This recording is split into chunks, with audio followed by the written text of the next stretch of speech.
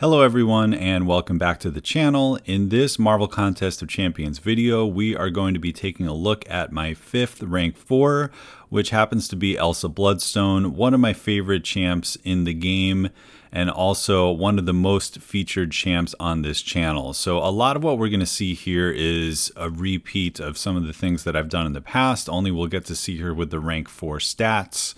The way that I want to structure this video is as we take a look at this Red Hulk matchup to look at her damage as a rank 4. We're going to talk a little bit about the damage, a little bit about the utility and why I chose her for a rank 4. And then some of the fights as this thing progresses is going to be some of the Act 7 lanes that really show off her kit, as well as taking a look at her damage per second against Abyss Thing. And then we're going to show a battlegrounds matchup at the end. I think there is plenty of Alliance War gameplay from the history of my channel, so I would definitely go check that out if you're interested in seeing her in those types of matchups. But essentially, the reason I chose her, aside from her being one of my favorite champions, is I do really believe she benefits from the rank 4 more than some other skill champions, partially because she doesn't have any way to modify her attack, meaning that most of her damage comes from either the red numbers or modifying her crit rate with these precisions. She already has a very high crit rate, but it gets almost to like CGR levels when you have the precision buffs on as well. And then, you know, she does have ways to increase the amount of crit damage. It's a flat added bonus to her crits when she faces science or extra large or large champions, depending on which bullets you use. If you're familiar with her kit, you know what I'm talking about, and we'll get into a little bit of how that all works as time goes on in this video. But essentially, when you take her to rank 4, her attack increases, and basically, since she's modifying her crit rate and the red damage and all that, more attack is always good since she has no way to do that in her kit herself. Additionally, she's a little bit squishier than some of the other top meta skill options like, you know, Kingpin and Mole Man and things like that. So, you know, it is quite nice to have just a little bit more health to play with. If you make a mistake, then you know, you can certainly recover from it. That's one of the nice things about her as well. So against this Red Hulk, we're absolutely decimating him. It's the Red Hulk with the old kit that's immune to incinerate, which is why we're able to place the cold snaps on him. That's just a relic of the past here with you know, Labyrinth of Legends. Normally she wouldn't be able to do this against Red Hulk because he would just be shrugging, but nonetheless, I just wanted to showcase her damage against a beefy opponent who was both extra large and had the science tag. Essentially, we are, you know, wasting the clip of the Behemoth Busters, which is the light ending combos. The more Behemoth Busters, the better, because that increases to the red damage when you crit. I'm mostly using special ones because that keeps up my precision, and also the bullets off of the special one are the Hellfire rounds, which are also going to get the crit bonus. And, you know, we're essentially just going through our rounds as you normally would with Elsa to get through this fight. But I'm very interested to show you the stat breakdown at the end as we're about to unleash a huge special 2. Once we get our rounds back, we're going to just dash back into this and just watch the fireworks go off there. That is so cool. I love it. She does have a special 3 potential rotation with the cruelties, but I find in most scenarios you don't need those, especially against large and extra large. You don't really need, you know, any extra crit because she's critting plenty. So what we're going to see here is exactly how much damage comes from where when we take a look at the beta stats here, but we can see that about a third of the damage was other, which is the red damage.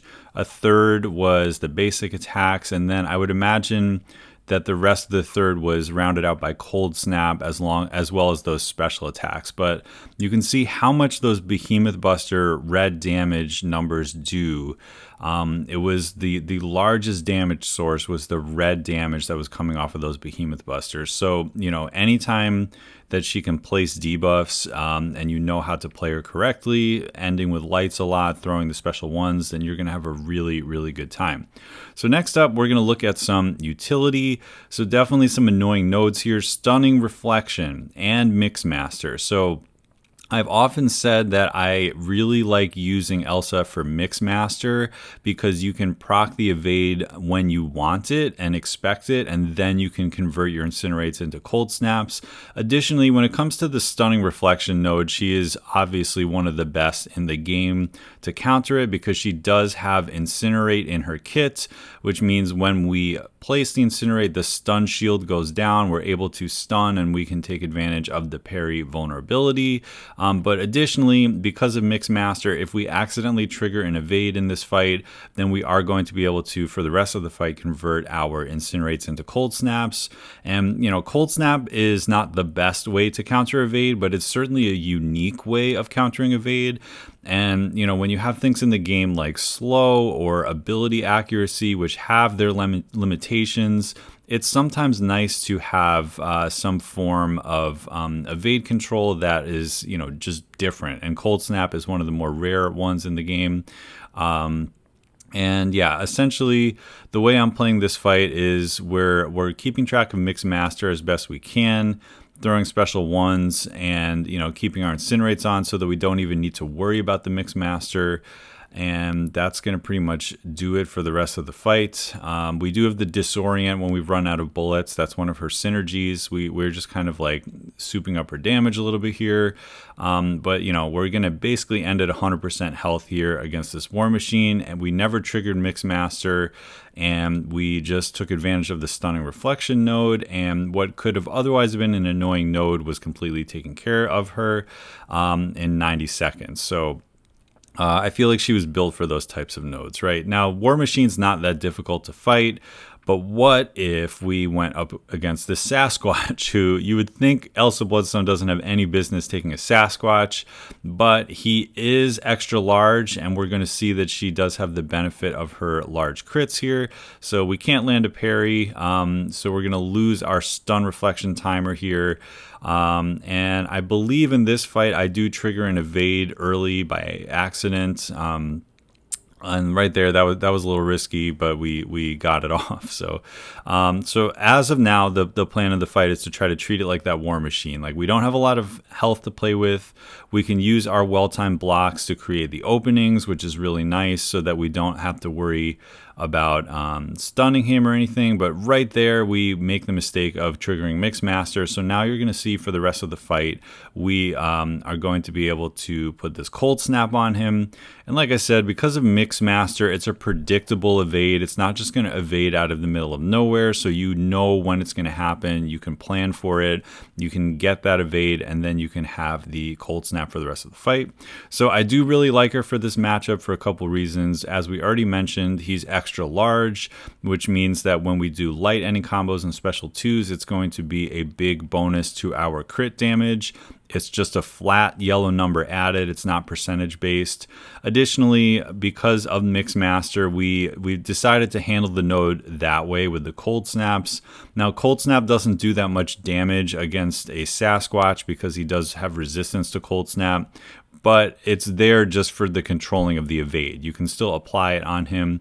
And then the other thing I like is that, when he goes into Wrath of Tanarak like he just did there, and he becomes stun immune and very aggressive, we're still able to find openings because she has the counter attack on her well-timed block, which in many scenarios, whether it's unblockable or stun immunity or, aggressive AI or whatever, just trying to create that opening, it really has many more implications than people give it credit for. The cooldown is not that long. If you are aggressive and can push them in their corner, you can almost certainly get that cooldown timer back so that you can get your evade off whenever you need it. It's quite nice.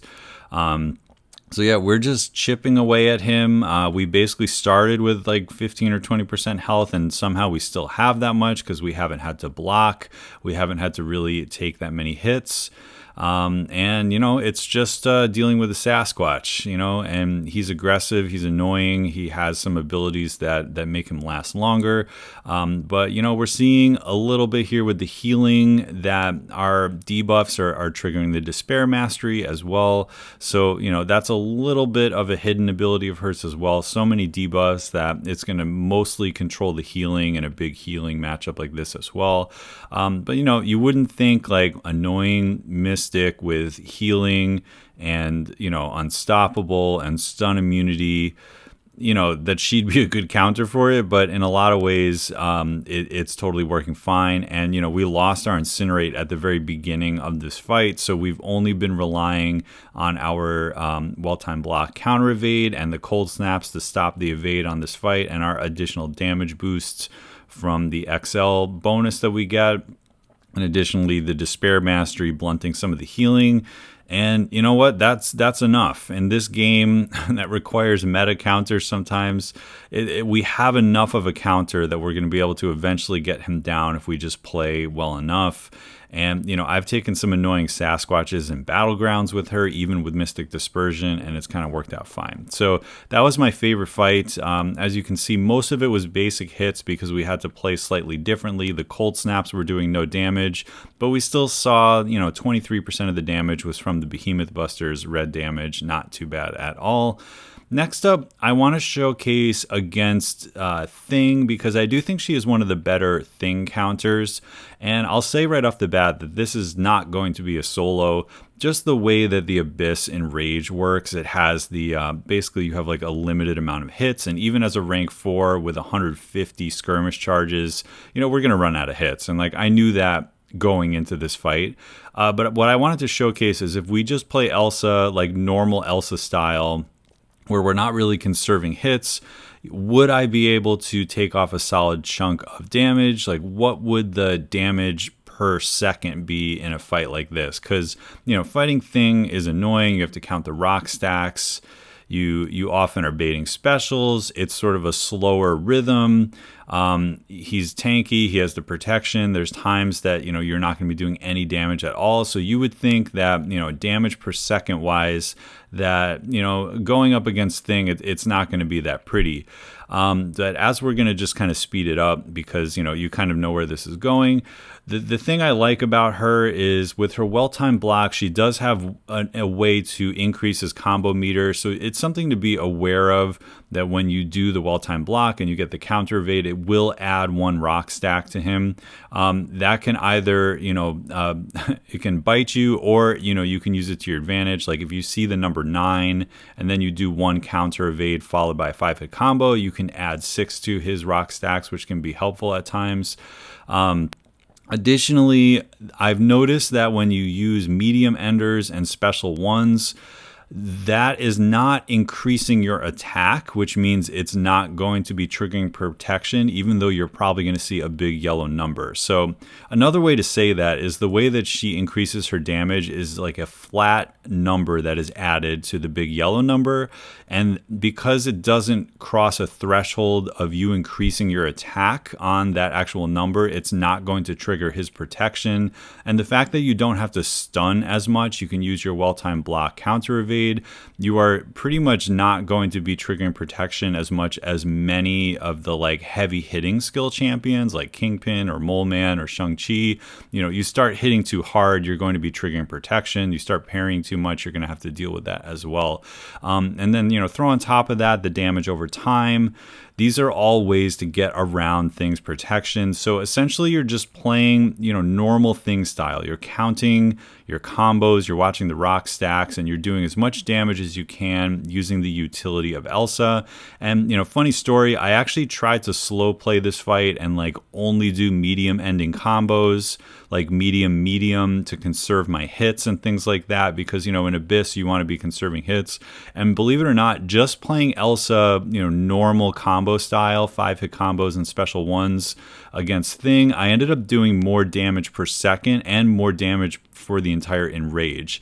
So to me, that's a sign of a really good champion where her maximal damage per second is also not only the most enjoyable way to play her, but the most efficient way of playing her. And, we're running out of our charges here, but we still were able to take off 60% of his health here. And eventually we're just going to take a combo to the face because we're going to, finish the Enrage, and there he goes, unstoppable. There's nothing else we can do. But calculating that out, 1.58 million damage in 6 minutes, which comes out to 4,365 DPS. And now, if you were to tell me, pick a random champ to go up against Thing in Abyss, he's got evade, he's got additional ability accuracy, and you could do like almost 4,400 damage per second. That is quite good. That is quite good. So I really do think she is a good Thing counter in most modes of the game. And she has such a fun flow, and her entire kit is available to her for the entire fight, that I really do enjoy playing her in scenarios like that. So finally, this is a repeat of the recent Vega Battlegrounds Championships fight that I had against Clowniest Clown. I placed Man-Thing and he picked Kingpin, and kind of thought that that would be a sure win. I mean, aside from the Mystic Dispersion with Kingpin, you just throw special ones, you shrug everything, you get your overpower, you end with 100% health. You're probably going to be fine. But I went up against this Man-Thing. And, we started the fight by doing medium, and then parry light, so that we weren't doing 5-hit combos to feed his enrage. But we're just taking advantage of the fact that when we end with a light attack, we have the the advantage against the extra large champions, and that we're able to do damage in creative ways and not take too much block damage because of the counter evade. And what we're gonna try to line up here is a big special 2 while we still have 5 Behemoth Busters to use. And man, that was huge. We got him almost down at this point. Love using that special 2, and then we get a little lucky on that last hit, and she was able to take him down faster than Kingpin. A little bit of a surprise to my opponent there, that she was able to squeak out the win by 11 points. So I just wanted to showcase that I have been using her in Battlegrounds. She is pretty good for most of the metas, maybe not Mighty Charge obviously, but aside from that, she's been doing quite well. And I really enjoyed using her as a rank 4. So that's going to wrap up this video. If there is more things in the game that you want to see rank 4 Elsa taking on, let me know. But I think I've sort of covered it on my channel between the content, the Battlegrounds, the Alliance War, Abyss, general questing, just a little bit of everything. She really has a lot of bases covered, and I'm really looking forward to using her more as a rank 4.